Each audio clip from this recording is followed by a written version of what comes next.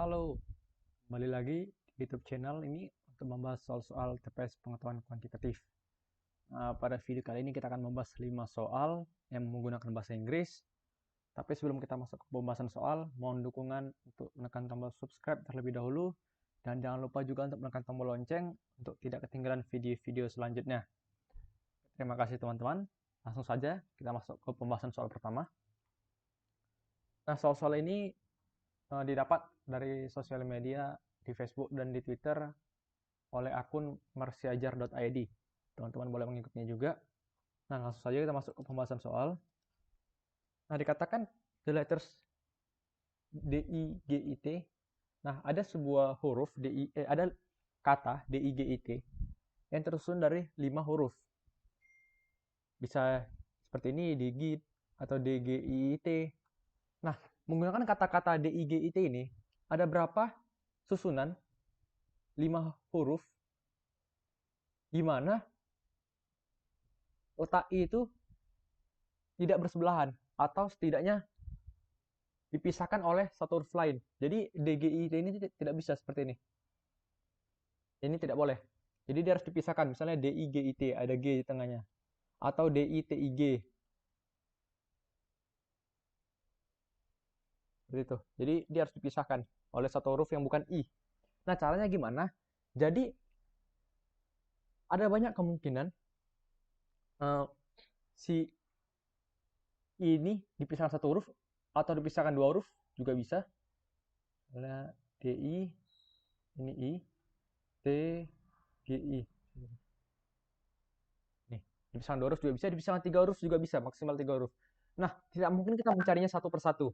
Jadi cara paling mudah untuk mencarinya adalah kita cari tahu dulu semua kemungkinan penyusunan huruf D, I, G, I, T tanpa ada syarat apapun. D, I, G, T. Jadi ini penyusunan secara bebas. Secara bebas. Ini tentulah menggunakan permutasi. Permutasi dengan ada komponen yang sama. Seperti itu, teman-teman. Ini cara carinya gimana? Permutasi dengan ada dua komponen yang sama, yaitu ada I-nya yang sama. Nah, untuk seperti ini adalah yang kita lakukan adalah N total atau banyaknya jumlahnya semua, N, per yang sama. Misalnya di sini huruf D ada berapa, I ada berapa, G ada berapa, D ada berapa. Nah, N total itu 5, karena ada 5 huruf, 5 faktorial. Nah, D itu ada berapa huruf? Ada berapa kali munculnya? 1. I ada 2 kali. G-nya 1, T-nya 1. Jadi ini satunya kan, satu faktorial kan 1. Jadi sisa 5 faktorial per 2 faktorial. Atau 5 kali 4 kali 3. Karena 2 faktorialnya habis, ini jumlahnya adalah 60. Nah, ini susunan secara bebas. Artinya dia tidak mempedulikan, bisa saja I-nya itu bersebelahan. Nah, kemudian yang kita cari adalah di saat I-nya itu bersebelahan, itu lebih memudahkan kita. Di saat I-nya itu bersebelahan, I berdampingan. Nah, karena dengan cara menghitung berdampingan kita lebih mudah, yaitu dengan cara kita menjadikan I dan I ini menjadi satu kelompok atau menjadi satu kesatuan. Jadi penyusunan kondisi 2 adalah tinggal 4 faktorial. Kenapa jadi 4? Karena sisa D, G, T, dan ini. Satu kesatuan yang ini jadi satu kesatuan. Jadi 4 faktorial. Per 1 faktorial, 1 faktorial, 1 faktorial. Oh, ini hasilnya 4 kali 3 kali 2.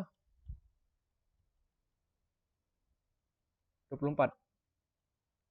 Nah, yang secara bebas ada 60, yang I berdampingan ada 24. Yang ditanya adalah I tidak berdampingan. Berarti ya tinggal sisanya cara penyusunannya. Tidak berdampingan, tidak berdampingan.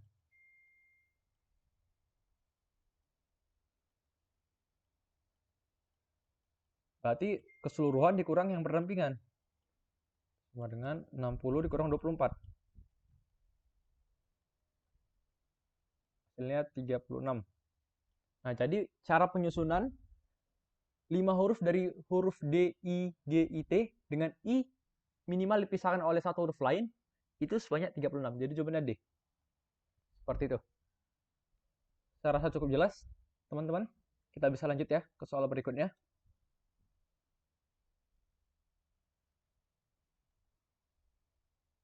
Nah, ada 3 buah persegi. Persegi dengan sisi A, sisi B, dan sisi C. Nah, dikatakan B itu 20% besar dari A. Berarti B itu sama dengan 20% besar dari A. 120 per 100 A. Kenapa jadi seperti 120 per 100 A? Ini asalnya dari A tambah 20% A.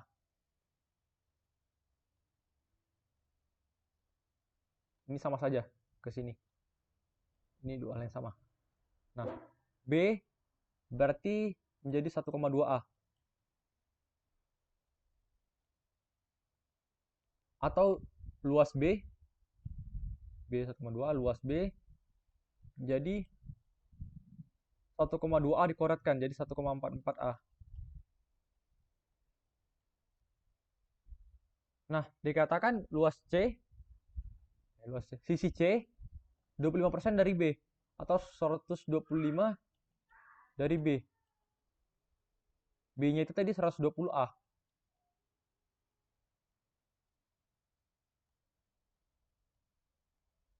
Atau supaya lebih mudah 125 per 100 jadi 1,2 A. Nah, jika dikalikan 125 dikali setengah dikali 1,2 dibagi 100 itu 1,5 A. Nah, kita bisa pastikan kalau luas the smallest square itu si A. Smallest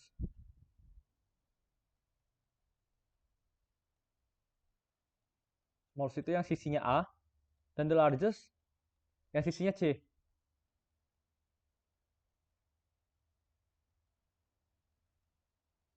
Ini ditanyakan adalah berapa persen perbandingan si persegi terbesar dengan persegi terkecil.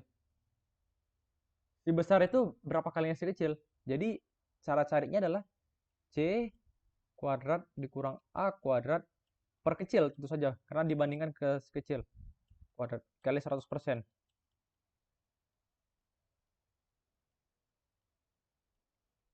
Kemudian C kuadratnya ini C-nya 1,5 A berarti C kuadratnya adalah 2,25 A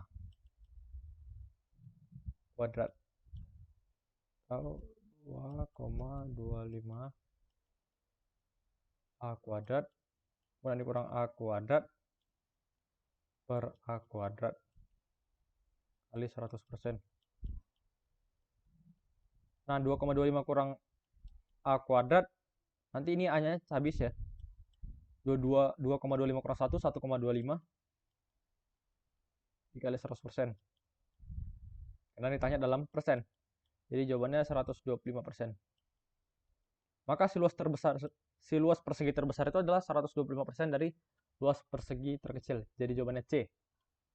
Seperti itu. Saya rasa cukup jelas. Kita lanjut ke soal ketiga.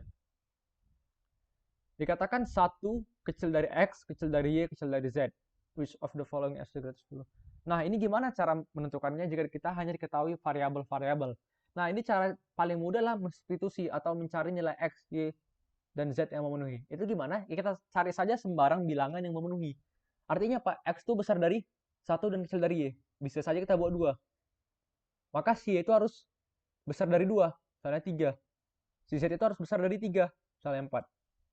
Atau bisa saja sini 2, di sini 4, sini 7, bebas sama saja. Tapi semakin kecil angkanya atau semakin mudah akan semakin mudah kita mengoperasikan nanti dari pilihan. Jadi kita akan coba salah satu. Kita coba yang ini. X-nya 2, Y-nya 3, Z-nya 4. Nah, pilihan A, kita coba. Z sama dengan Z kali X tambah 1. Z-nya 4, X tambah 1, 2 tambah 1. 4 kali 3, 12. Bagaimana dengan B? Z-nya 4, Y tambah 1, 1 tambah 3. 4 kali 4, 16. Bagaimana dengan C? X-nya 2, Y tambah Z.